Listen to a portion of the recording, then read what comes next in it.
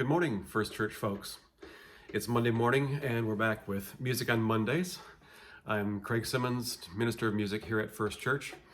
And today we're going to talk about our hymnals in the church. And we have in the chairs right now, we have two hymnals, the New Century Hymnal, which came out in around 1995, and the Pilgrim Hymnal, which came out, I think originally came out in 1939, has been updated since then in several different printings. Let me just check the 1931 and renewed in 1986. So some of these hymns have been around for decades and centuries, actually. But what I want to talk about today is a little bit about those things that you see in the back of the hymnal, or if you've never seen them before, those things that are all the indices in the back. So we're going to talk about the Pilgrim Hymnal today, the red, which we refer to in the bulletin, the red hymnal. This is the denominational hymnal from the United Church of Christ. And in thinking about things, people wonder sometimes in their 21st century technology why we bother with buying hymnals or continue to have just the hymnals in our chairs. And for me, it's a sense of what our faith means to each person. We have two things that are tangible for us as Christians, and that is the Bible, and for me, it's the hymnal is the other thing, which we can read our faith in both the Bible, we can live it, and we can read our faith in the hymnal, and we can sing it. So those things are important to me as a musician, because it's a way to concretely pass on from generation to generation those hymns which somebody or a group of somebodies felt were important enough to include in a physical book that would last for years or decades. So it's a way for us to pass on to our generations those hymns that we feel important, those hymns that have struck, to pardon the pun, a chord with us, inside of us, and gives us a chance to really dig deep into those words and figure out what they mean. So we'll be talking the next couple of weeks about the hymns in our hymnal, how they got there. Those are a couple of questions from folks about why these hymns, why these hymnals, who makes the choices of what hymns get in a book and what don't. So I'll be talking a little bit about that. And I actually have a friend back in Michigan who was on the selection committee for the most recent hymnal for the Presbyterian Church called Glory to God. And I will think about seeing if we can get a little YouTube interview back and forth and see if she can answer some of those questions about how that hymnal came about. I think that was released in 2013, but many years prior to any hymnal release, there are many years worth of work and selecting each individual piece of music that goes into there, not just selecting a piece of music, but how it looks on a page, how it's composed, what elements go into that piece of music. Do they need to rewrite some of the harmonies and that sort of thing? So I'll see if I can get a little YouTube video going with her and see what questions that she can answer for you. So in the back of the hymnal, we'll take a look at some of the things that are back there. If you have a hymnal at home, you feel free to follow along. Any hymnal will do, actually. It doesn't have to be the Pilgrim Hymnal. They're arranged basically in the same order. They might be, the indices might be in a little bit different order, but they're roughly the same. So in the back, past the music part, you come up to services, prayers, and readings for congregational worship. And these are different orders for worship, and clergy or musicians come back there and figure out what particular way they want to order their particular style of worship that day or that Sunday. So it's a basic outline, and there's an order for confirmation, There's an order for baptism. And past those things, there are readings from the Psalms where we have occasionally, not very often here at First Church, but we've occasionally referred to these and done antiphonal, whether it's call and response or side to side of the church, and done those readings in worship. Past that, there are a couple more unison readings that could be offered on a Sunday morning. And then we get into the boring parts of a book, of a hymnal. So in the back, the first thing that you stumble upon is acknowledgments and sources. And this lists for every hymn what source it came from, what the copyright issues are with that, and whether it's public domain, meaning things that have been in existence for longer than 75 years.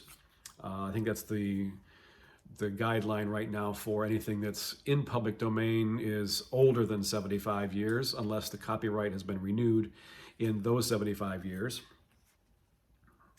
And past that, we start coming into the indices section. So the first index we have is an index of authors and tunes. And this is a alphabetical order of whoever had anything to do with writing a text or a translation or a source of any of the hymns in this Pilgrim Hymnal. That's listed here, their birth and death dates, and whatever hymnal or hymn that was assigned to that person. There are a number of folks who are very prolific hymn writers, be it texts or musical otherwise. And we'll talk a little bit about that in the coming weeks, about some of your favorite hymns. The next index is a composer's index of composers, arrangers, and sources. Again, these are people that wrote music, specifically the music and not the text. Following that is where we get into the nitty-gritty of things, and that's called the metrical index. And what this has to do with is the meter of the words in a text. And for example, let's take the first hymn in the Pilgrim Hymnal, which is Our God, Our Help in Ages Past, to the tune of St. Anne, and I'll talk a little bit about what the tune means in a minute. So in the upper right corner here, you will see a tune which says St. Anne, and then you'll see CM, which stands for common meter. And if you look at that CM, and you go back to the metrical index, then you can find common meter, and all those hymns that are there in the middle column and on the right side column, and just that page. So all those hymns, what you can do with that is that right now I believe there are 558 hymns in the Pilgrim Hymnal. And each of those hymns has a meter assigned to it.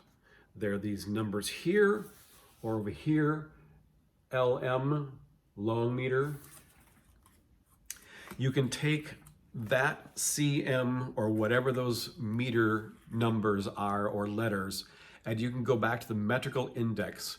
And if you like that particular musical setting of the tune, then you can go to the meter index and find out what meter those words are fitting that tune and change or use a different set of words.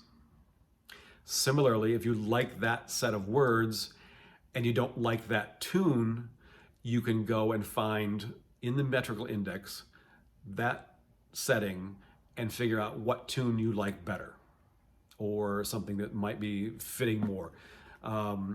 So you can go to O God, Our Help in Ages Past And in the metrical index, I'll just take another one, for example. This is a Christmas hymn. And awake my soul and stretch every nerve. And it also has CM up here in the corner. So this tune is, awake my soul, stretch every nerve, and bless with vigor on. You might recognize that. We've not done it very often here, but I know I've done it at least a couple times in my 10-year tenure. But you can take that tune and you can swap out the words. O God, our help in ages past and present, and use those words to that tune, and you can flip-flop it as well. Awake my soul, stretch every nerve, and press with vigor on.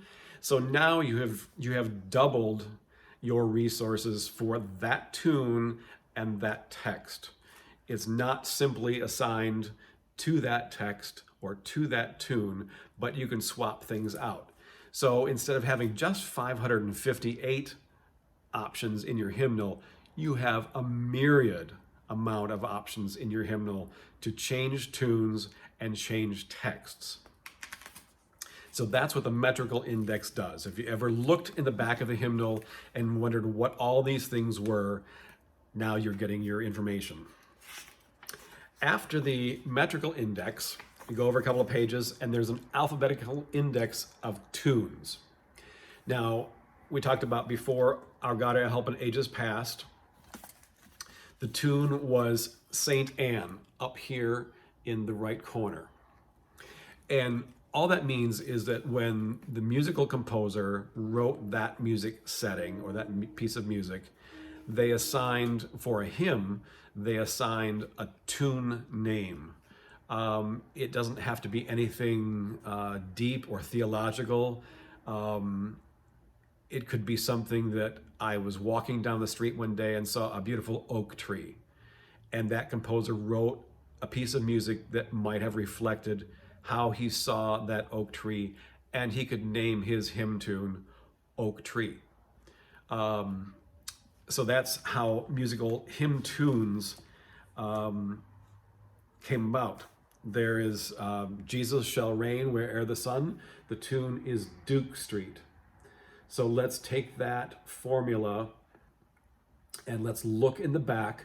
We like the tune Duke Street, but we don't care for the words, or we want to use it in a different way. So let's go back to the tune index and see what we find. So we flip to the index of tunes and we look back here and we see, oh, Duke Street. And if you can see, there are three hymn numbers that have that tune in the Pilgrim Hymnal. So we have 202, 297, and 438. So let's look at 202. And that tune is Jesus Shall Reign Where'er the Sun. Jesus shall reign where the sun.